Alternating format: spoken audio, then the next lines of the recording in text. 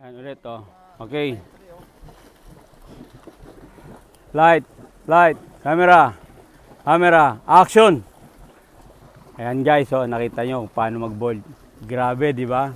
Ayan, yung sulfur. Matindi. Ayan.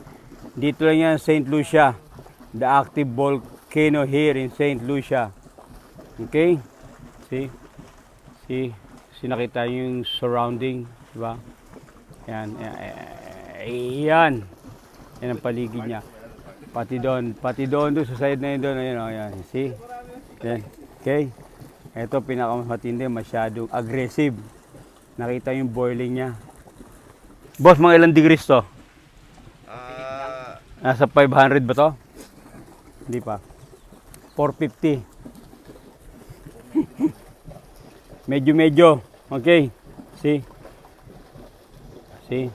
Ayan. Active volcano here in St. Lucia. Close. Power mode close. Okay. Paputo. Lobat si Dudong. Putragis, oh. Okay. Kita nyo naman, di ba?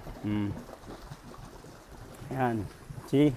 Kita nyo mga turista rito, oh. St. Lucia, oh. Ano? Ayan. See? Okay. Sulphur Springs Park is such a fault. The hot waters, steam, and gases that escape to the surface here are evidence of powerful forces at work in the bowels of the earth.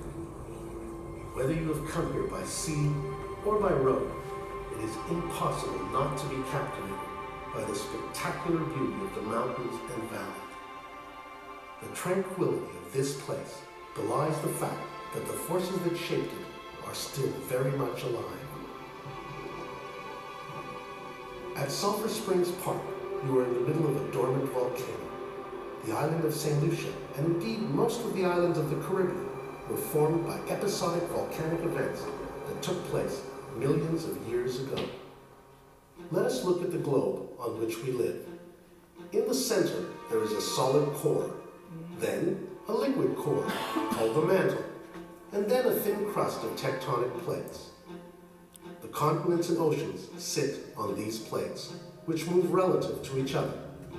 When the Atlantic plate pushed under the Caribbean plate, the islands of the Caribbean were formed. The frictional heat and temperature at the depths caused the rocks to melt and rise, forming first undersea volcanoes and then above-sea volcanoes. The volcano here is named Soufriere, like the nearby town, the first capital of St. Lucia. Sometimes a volcano or volcanoes collapse after an eruption, forming large depressions with steep sides called calderas. Sulphur Springs Park sits in a caldera that is 12 kilometers square. This caldera is between 32,000 and 39,000 years old, but its rocks are mere youngsters compared to the pitons for which St. Lucia is famous. The Gros and Petit Piton were formed about 250,000 years ago. The pitons are molten rock or magma that did not erupt as a volcano, but instead pushed to the surface as a plug or dome and kept growing almost straight up. There are many lava domes in the area. Ask your tour guide to show you the Terre Blanche Dacitic Dome, just to the east of the Sulphur Springs. Scientists and engineers have used the heat from the Earth's depths to produce electricity. Attempts have and are being made to tap into this enormous local energy source. Hot water and steam will be brought to the surface through a borehole many hundreds of meters deep. At the surface, a steam turbine will produce electricity. The excess colder liquids will then be injected into another borehole so as not to contaminate the surface environment. The natural beauty of Sulphur Springs Park must be preserved. The hot water, steam, and gases you will see on your visit to the Sulphur Springs come up along a geological fault. At the bottom of this fault, 600 to 800 meters deep, lies a zone in which most of this water has been driven off by boiling. Below this, at 2 or more kilometers deep, is the old hot volcanic well. The volcano has been dormant for over 200 years. However, sometime in the future, the forces from below will again dramatically change St. Lucia. Fortunately, Earth scientists can monitor and predict with some warning any major imminent volcanic event. It is reassuring to note that these men and women keep a continuous watch for signs of increased local earthquake activity and any bulging or rising of the surface, while you enjoy the lush and unusual vistas in this unique park.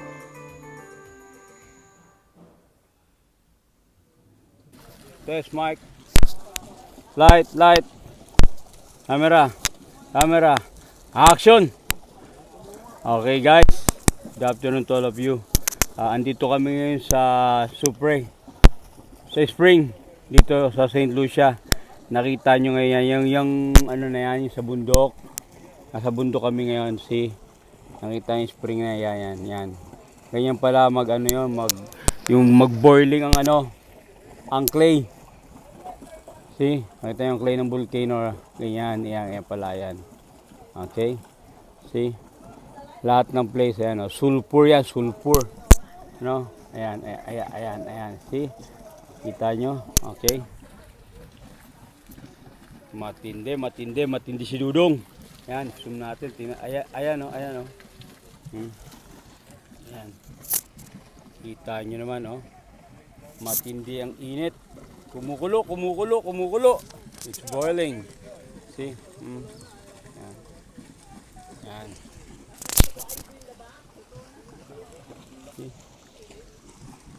Lalo na doon, kumukulo rin, kita nyo. Lahat kumukulo. Ayan. It's boiling. Here. Sa paligid niya, ayan ang paligid niya. Ayan. Ayan.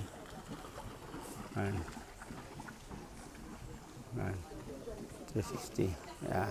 Yan ang mga foreigner. Ayan na. Yan. Okay. First time na natin makarating dito. Ito, isi-share ko lang sa inyo, ha. Ayan. O sa Pilipinas, di ba nakapunta tayo ng Taal Volcano? Hindi nyo makikita yung ganito.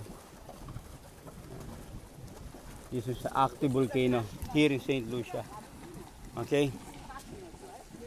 This one has been cut down. Okay, just only subscribe in my channel, Chef Brother Teppanyaki Chef. Okay. So guys, andito tayo ngayon sa super hot spring. Yan. See? Here in St. Lucia. Okay. Yan. Ito, pakikita ko sa inyo ngayon yung sulfur niya. Ang temperature niya ngayon, ang full temperature is 100. Full temperature 100 Fahrenheit, means 38 degrees. Okay? So,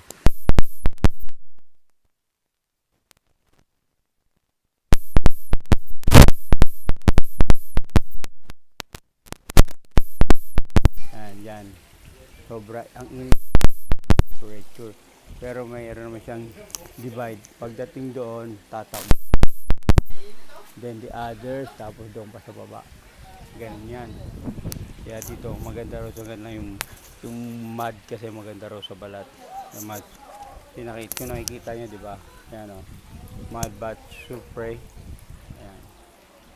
Ganun yan. Kaya ako di masyado akong maliligo kasi na-experience ko na to. Sobrang init. Although maganda sa balat, kaya kailangan magpapahid ka muna sa katawan ng gano'n ng sulfur para ganyan. Bago ako sumausaw dyan. Yan. See? Full temperature, right? See? Yan. Tapos, meron pa silang notice dito. Yung tawag ng Mineral Vesting Act. Okay? Fine is 5,000 easy. Article 7 of 1989. Yan. Full bench. Kasama namin. Ayan. Nakita nyo yung mountain, di ba?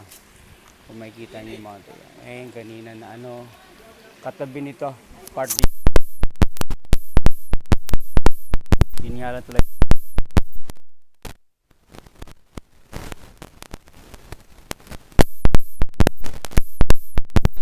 Dito pag sumausaw kaya. See? Ito yung ano niya. Pool. Sa unang ano niya, okay? Sabi niya, 1.20 centimeter. 4 feet yung lalim. Yan. Okay. See? Kita nyo naman, oh. Oh, yan, oh. Kitang-kita, di ba? Ang linis. Kanal. See? My God, it's very, very hot, sabi nila. Ano, mainit? Mainit, di ba? Cool. Init, oh. Grabe, oh, yan, oh. Sulfur. Yan, tingnan yung mga bata, yan, oh, yan, yan. Say hi. Hello, yeah, from St. Lucia, see? This the, how to start when they take a bath. You do this first. Okay, for the skin. That's it. Thank you very much. Ay, thank you. Okay. That's it. Okay. O, si mga tropa. Ayan, o, ayan. O, maligo muna sila. Ayan, sa forfeit. Sa try nila. Okay. Sobra init ito, guys. Ayan. Irritated yung balat ko kasi ganyan. Okay. Thank you.